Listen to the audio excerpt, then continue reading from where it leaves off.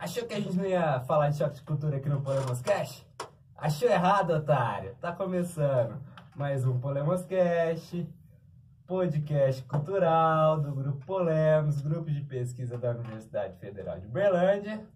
E para falar sobre choque de cultura, convidamos aqui hoje 3 pilotos essenciais aqui para a Faculdade de Direito, professor Jaci de Assis, além de outros 2 corriqueiros presentes aqui. Vamos começar aí, ao meu lado direito aqui, quem temos? Ele que veio uniformizado, você que está assistindo por vídeo aí. Me falaram que eu ia gravar um programa de choque de cultura, e eu vim com a camisa da Ferrari. Meu nome é Augusto Carrijo, sou estudante aqui do Direito da Universidade Federal de Uberlândia, estou no 4º período, e eu sou contra o filme do Elton John. Do lado dele, ele que, assim, um cara sensacional, mas eu tenho uma crítica. Ele é mestre da bateria meritíssima da Faculdade de Direito. E todo mundo sabe que ambiente de música é ambiente de droga. Denúncia. Qual a palavra? Saudações amantes da arte do podcast de todo o Brasil. Meu nome é Murilo Deróbio, sou aluno do 5º ano aqui da faculdade e estou muito honrado em ser convidado para o podcast. Acompanho bastante podcast e para falar de um tema que muito me interessa, apesar de eu ser um péssimo contador de piadas.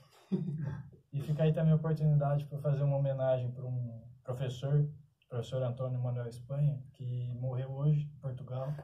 Fica aí minha homenagem. Muito obrigado pelas palavras, pela homenagem aí, Murilo. E agora, um convidado, pela segunda vez aí, que recebemos aqui requisição no nosso Disque Polemos Cast. Por favor, nos encante aí com suas palavras, amante da 7ª arte. Obrigado, Rogerinho. Estou presente aqui. Raonizinho de Itajá, diretamente nesse Polemos Cast, com esses outros pilotos para falar não só da 7ª arte, mas como do programa sobre a 7ª arte. E se a gente falou de o Antônio que nos deixou, o professor Antônio Manuel Espanha, que seja bem-vindo o novo Antônio, filho do professor José de Magalhães, que por isso não pode estar aqui, mas está lá cuidando desse menino que dá vida. Desse guerreirinho. Os nossos tradicionais aqui, que se apresentem. Olá, amantes do saber absoluto. Eu pensei até, inclusive, em mudar, né? Essa era a minha ideia, mas ficou assim mesmo. Eu sou o Matheus. Eu sou o Pedro Henrique, de volta aqui ao Polemos Cast. Descobri que eu tô Polemos Cast sim, Polemos Cast não. E eis um juízo de fato, a galera da TV Quase é a nova estrelinha do humor nacional. É isso aí, Panther, Polemos, errei o que era pra falar, porque o Matheus me cutucou. Pantam, Pater, Polemos, Simone, a guerra é pai de todas as coisas e o Magalhães foi pai de novo. É verdade, seja bem-vindo. Então, chama a vinheta aí, Matheusinho. Simone, toca a vinheta.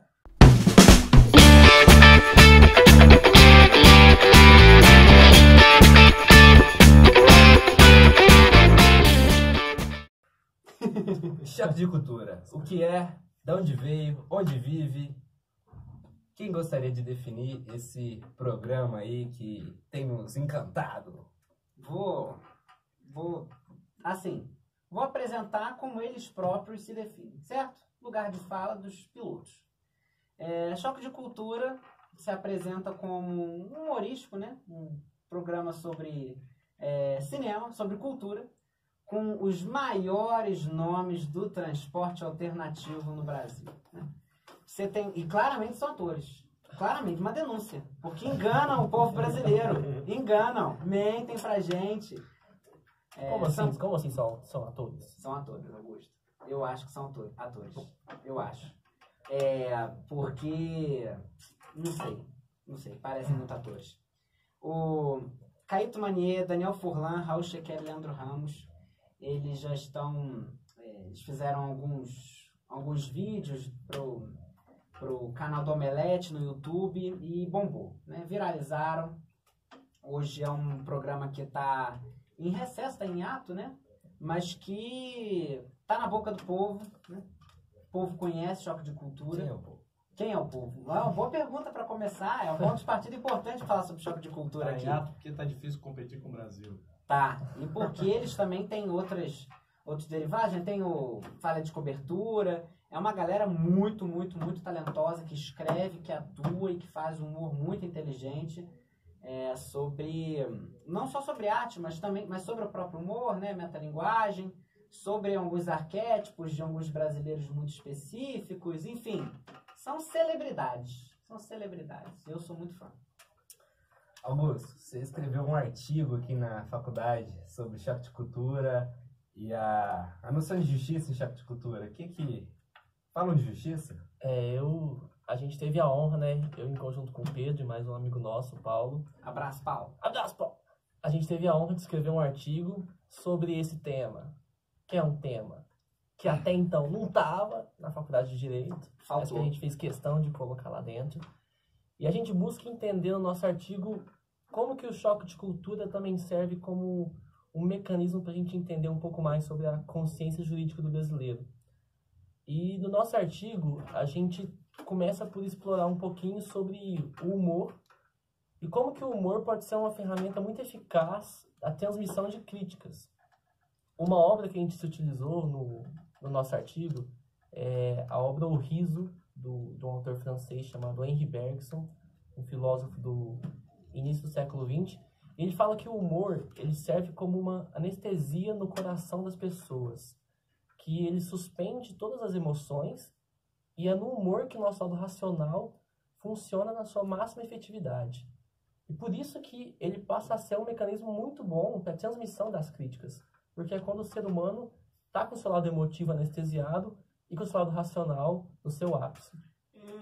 E Murilo, Murilo aqui escreveu também um artigo referente a isso, chamado Como que o político, a modalidade política do humor e do direito de resposta na atual conjuntura jurídica e midiática brasileira. E, aproveitando o gancho do Augusto, qual que é a importância da piada, do humor, do riso na democracia? Bem, só reforçando, o que eu tratei nesse artigo foi só sobre o humor político, então eu não tratei outras formas de humor.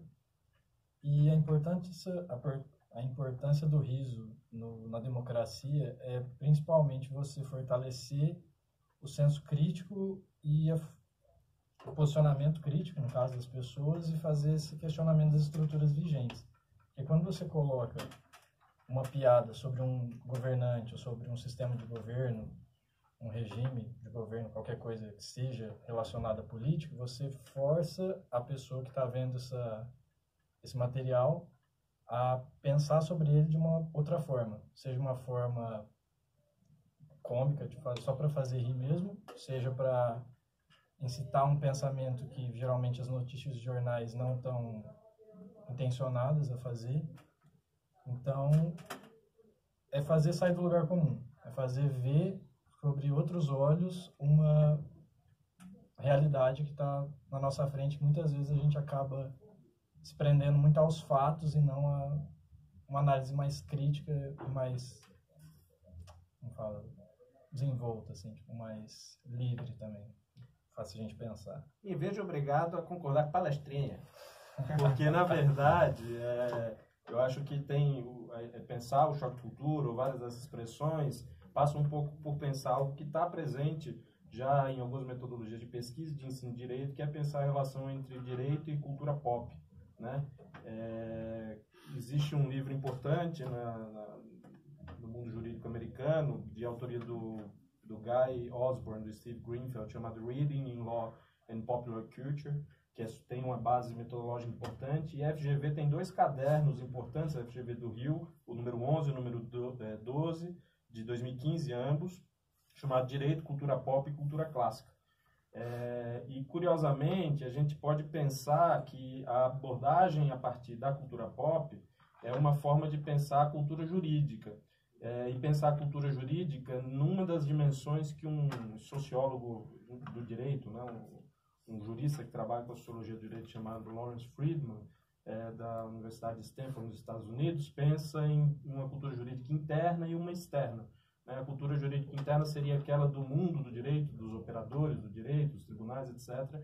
E uma cultura jurídica externa que diz respeito às representações de como o mundo em geral, a sociedade vê o direito, né? E essas representações da cultura pop têm esse condão, eles têm essa possibilidade de se fazer refletir aqui de um ponto de vista mais humorístico, mas quando a gente pensa, por exemplo, no cinema, não necessariamente como arte, mas no cinema como cultura pop, né, que é uma fronteira importante, porque o cinema também cai para a indústria cultural, talvez deixando ou não ser arte, essa é outra discussão, mas como mesmo nesse modelo, nesse formato de cultura pop, ele pode ser uma representação de como a sociedade vê o direito e como ela se expressa, né? Então, pensando nisso, por exemplo, o Michael Asimov, que eu saiba não tem nada a ver com Isaac Asimov, mas é um pesquisador sobre isso, vai dizer que as obras da cultura popular frequentemente esclarecem o que as pessoas realmente fazem e no que acreditam. Portanto, a cultura popular tende a refletir as ideologias dominantes de uma sociedade, como o capitalismo, o consumo, os papéis, os gêneros, os estereótipos compartilhados por todos. Do mesmo modo, as obras da cultura popular jurídica, como filmes, romances, programas de televisão sobre direito, refletem o que as pessoas pensam em geral sobre direito, advogados, policiais, juízes e instituições legais. Por isso, tem que acabar com a justiça! Então, me veio aqui na cabeça sobre o próprio nome, Choque de Cultura. A gente sabe que esses atores e os diretores, os roteiristas principalmente, que estão por trás do programa Choque de Cultura, são gênios, né, pela leitura que eles fazem da sociedade. Vocês têm alguma opinião sobre a questão do nome Choque de Cultura? Ele é simbólico? E aí? Aos pilotos da Tábua Redonda.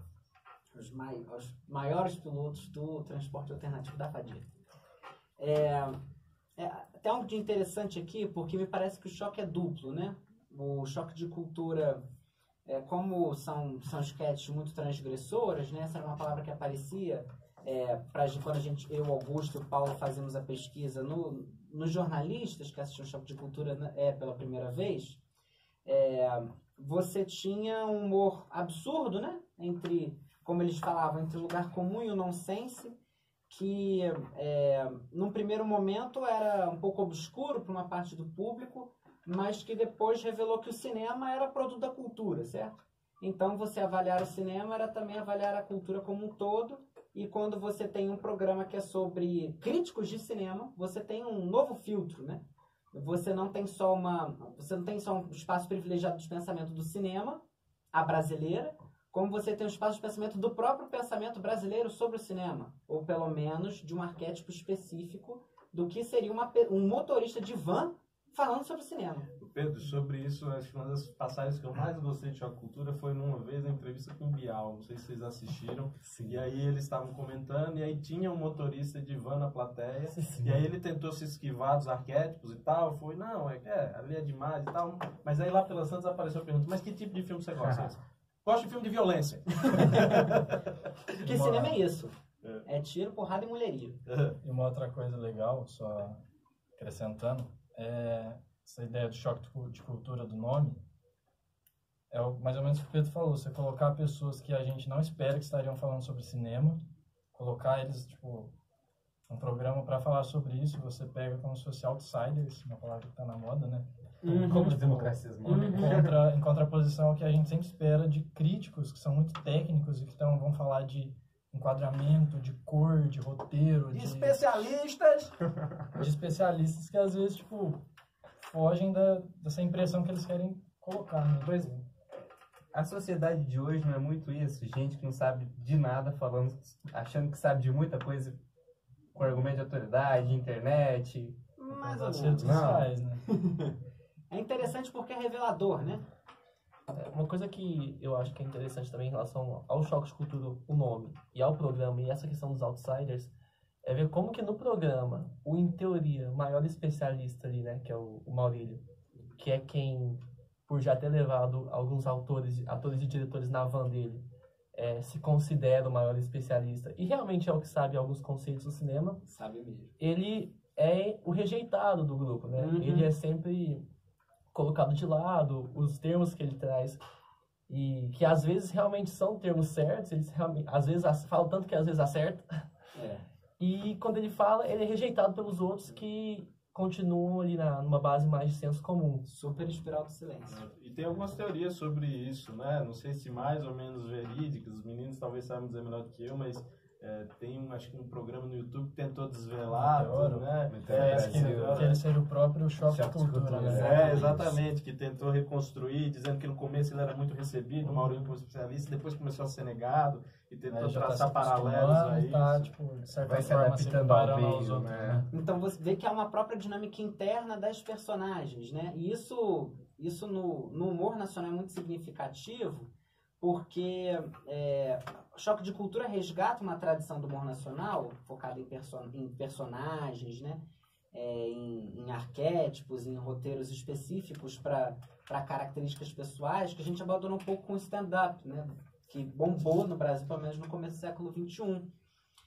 E tanto que o Raul Schecker, que é quem interpreta o Maurílio, ele, numa entrevista, ele diz assim, as pessoas, numa entrevista para o Omelete, inclusive, na Comic Con de São Paulo, as pessoas tendem a sentir um carinho pelos humilhados, né? A gente vive em um país de humilhados, então o Maurílio é um representante deles de algum jeito. Então vê que eles desconstroem de certa forma um padrão que nós também teríamos expectativa de que todos os motoristas de van ali se comportariam da mesma maneira e não se comportam, né? Porque cada um ali tem uma vida que eles não revelam por imagens, né? A gente nunca viu o Renanzinho, a gente nunca viu a Simone, mas a gente sabe que eles existem, sabe que um ali é divorciado, sabe que um ali já tacou fogo no filho. Mora com a avó e tudo mais, né? É muito legal. Aqui eu queria voltar na discussão sobre o riso, e eu queria a opinião de vocês, né? Queria a opinião de vocês na seguinte questão. O que o riso traz além de suspender nossas emoções, o que é piada, o que o risivo ele nos torna claro? Respondendo a sua pergunta, Matheus, a gente consegue perceber, principalmente eu falo durante a minha pesquisa para o nosso artigo, na própria obra O Riso mesmo, o Bergson ele fala que o riso, além de ser um reflexo, algo engraçado, é também a gente reconhecendo uma coisa que a gente concorda e compreende a partir do riso. Então a gente vê uma coisa que às vezes a gente pode achar espantoso, mas o riso é um reflexo que traz em si um reconhecimento daquilo que está sendo feito por quem nos faz rir. Outro conceito que eu acho muito interessante e que daí já liga com também aquilo que o Raoni estava falando da identificação da sociedade a partir do humor, é que os humoristas, e principalmente o choque de cultura, o que eles fazem? Eles percebem algumas coisas na sociedade que às vezes passam batido, isso aí é um conceito que o Bergson traz na obra dele também, e tenta fazer, através do cacoete, através da imitação, a maximização dessas coisas que eles percebem na sociedade. E no caso do choque de cultura, das figuras dos pilotos da van, né? Que por mais que aquelas figuras que estão no programa não sejam pessoas que a gente vai encontrar idêntico a eles na sociedade, mas são maximizações de figuras que a gente consegue encontrar sim na sociedade por aí. Murilo, o Carioca falou sobre a espiral do silêncio, e aí no seu artigo você, e ali fora nos bastidores também, ele estava explicando pra gente sobre um conceito que tem muita relação aí tanto com o humor quanto com o mundo jurídico, né?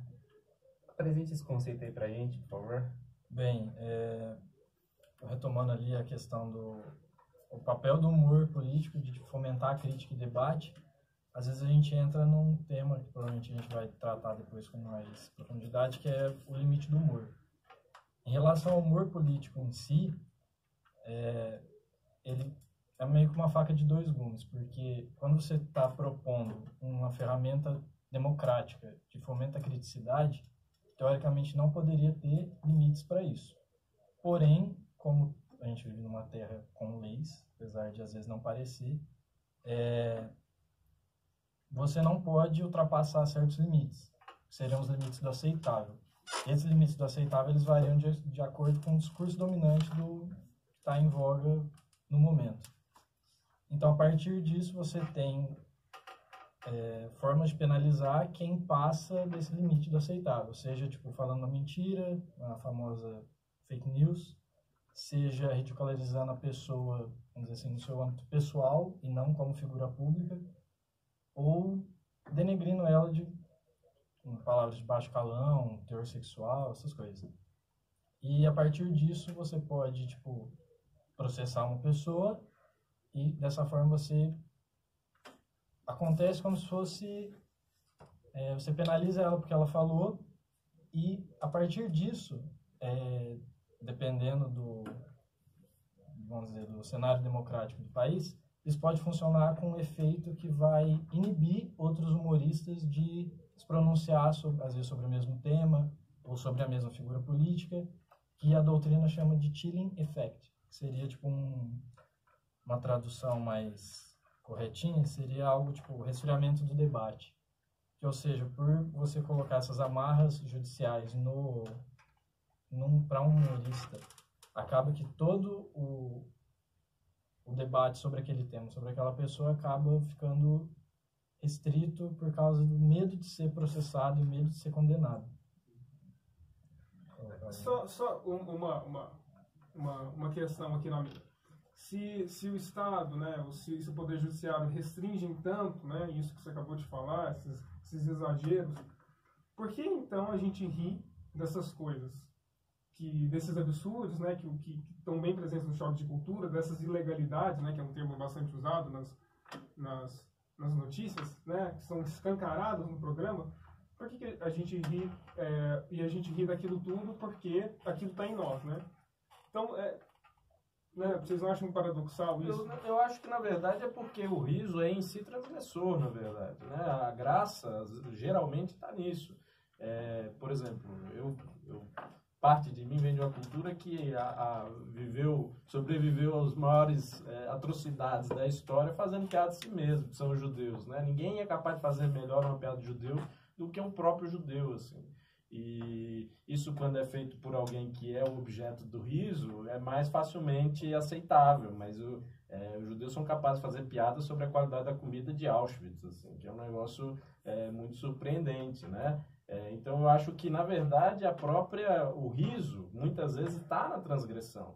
E, às vezes, a transgressão pode estar estabelecida num formato mais ou menos civilizado de ser estabelecida em regras. A gente pode pensar que, talvez, um hipercontrole heteronormativo, não no sentido de gênero, né, mas heterônomo, né, é muito relacionado a, talvez, uma circunstância pouco civilizada, se a gente for pensar, grosso modo, com o Norbert Elias, né? Isso lembra um pouco, inclusive, a Poética do Aristóteles, que foi um texto que a gente teve que ir atrás por conta do artigo, e lá o Aristóteles ele tenta definir a comédia, né, claro, nos termos do teatro grego da época, como um reconhecimento do erro da vergonha sem erro, sem dor, sem dó, sem culpa, né? E a culpa aqui é interessante porque o Daniel Furlan, que é um roteirista importante de cultura, que interpreta o Renan, ele fez o mestrado dele na Universidade de Greenwich no conceito de culpa para o humor politicamente incorreto, assim.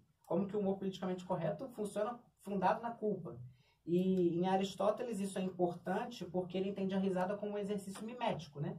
De homens baixos, inferiores, e que seria compreendido não só pelos homens baixos e inferiores, como é de se esperar que seria a classe que é representada num humorístico popular, mas é compreendida por todos, né? Os virtuosos, os instruídos, bem como os que não são virtuosos ou não são instruídos, porque aqui a gente diz sobre nós mesmos, né? Choque de cultura são brasileiros, e são brasileiros assistindo.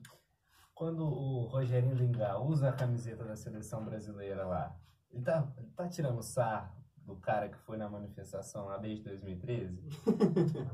Eu acho que ele é só um torcedor mesmo que tá vestindo ali a camisa da...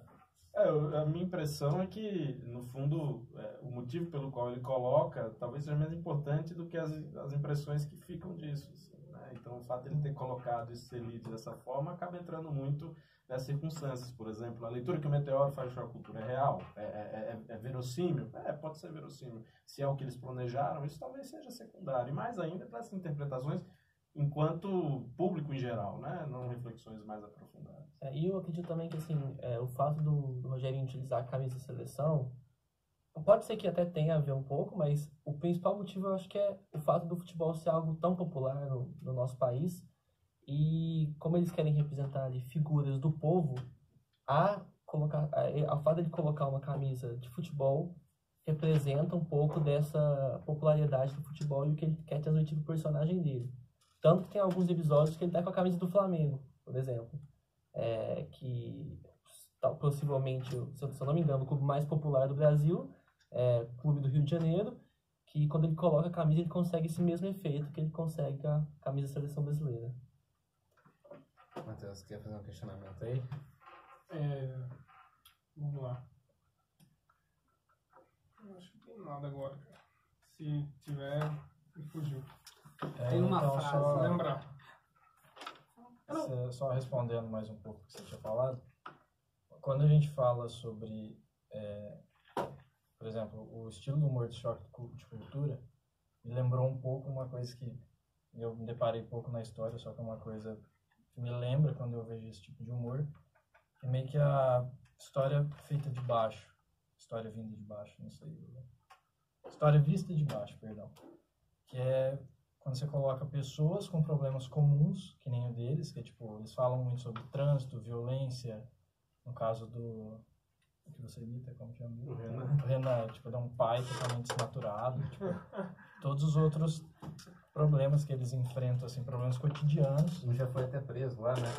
Sim, a live do Oscar que eles fizeram acho que no ano passado, tem toda aquela construção em cena, numa coisa ao vivo, que eles têm tipo, um caixa roubado, eles estão procurando um sítio, eles pedem para os espectadores oferecer um sítio para eles esconderem um cadáver, então tipo, são problemas que são verossímeis, que estão mais próximos da gente, não matar uma pessoa no caso, mas tipo, e aí a diferença do humor político é que a gente está lidando com problemas que tipo, o que a gente espera de um político e o que ele faz. No caso, o nosso atual presidente é uma caricatura perfeita disso, do que todo mundo esperava dele e do que ele é, que ele sempre foi, no caso, do que ele está sendo.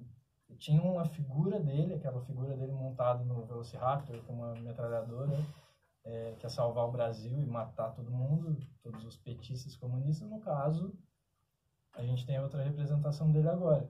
Coisa que as charges, tem vários chargistas e cartunistas muito bons nesse sentido, estão colocando ele de forma bem nua e crua. Então a gente acaba vendo que o humor nesse sentido ele tem essa representação, vamos dizer, mais escrachada às vezes, mas mais nua da situação mesmo. É interessante aí que você falou do nosso presidente. Mas é engraçado, por que a gente não ri dele, né? Afinal de contas, se é um absurdo de ilegalidades, assim como no choque de cultura, por que a gente não ri do presidente? Talvez rimos e rimos demais. Ou às vezes não, né? Tempo demais, difícil Eu dizer. acho, concordando com o que o Pedro falou, acho que por isso que é tão fácil você ver tanta gente imitando o presidente Bolsonaro. Porque, fazendo uma ponte com aquilo que eu disse da maximização do que a gente vê na sociedade, ele é essa maximização sem precisar fazer maximização nenhuma.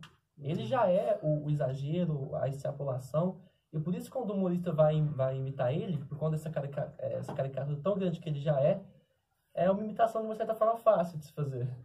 Mas será que então não dava pra gente usar isso para pensar que o momento da piada, pensar a piada, ou pensar o humor como um momento que nos permite isso, e portanto nos permite rir disso, e contrastar isso que é o Bolsonaro, nessa figura, digamos assim, absurda,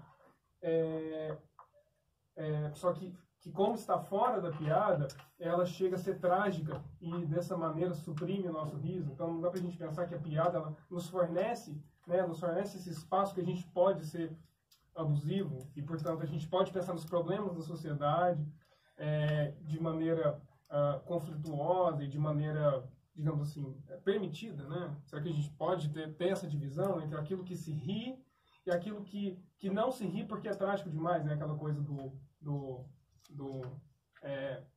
engraçado, como que é? Seria cômico se não fosse... seria cômico se não fosse trágico, né? Eu vou só colocar o que o Caíto Manier, que é o Rogerinho, disse numa entrevista. E aí vocês opinem a partir da provocação do Matheus. Choque de Cultura, né, era o que ele se referia. É uma série que tem cinema, tem humor, fala de van, tem a pegada da ilegalidade de uma forma divertida, mas ao mesmo tempo é uma crítica. A gente também toca em determinados assuntos, temos noção de onde estamos vivendo e queremos provocar o debate. Na última live do Oscar, eles fizeram uma crítica sensacional, assim, em relação ao Onyx Lorenzoni do liquidificador, né? Lá nos primeiros pronunciamentos lá em relação ao porte de arma, né? Porte de arma. O ministro disse que ninguém impede uma pessoa de ter um liquidificador em casa, sendo que uma criança poderia ir lá e colocar um dedo, né? Aí no final da live do Oscar lá, pra quem não viu, desculpa o spoiler, até tem um policial apontando uma arma lá e chega o Renanzinho com o liquidificador, pega a mão do policial e salva todo mundo. Então, assim, aí ele faz um comentário. Todo mundo sabe que o liquidificador é a melhor arma que você tem em casa. Assim, os caras estão indo da sociedade brasileira, assim, sutilmente, e é um humor que nem todo mundo percebe, né? E junto com eles veio também uma leva muito boa de humoristas, principalmente na internet, e que meio que reverberou um pouco agora na TV, com Porta dos Fundos, o Sensacionalista, o próprio Zorra Total, que por muito tempo foi um lugar que, tipo, piadas gordofóbicas, transfóbicas, qualquer humor teoricamente, politicamente incorreto era reproduzido lá. Hoje é um lugar que, tipo,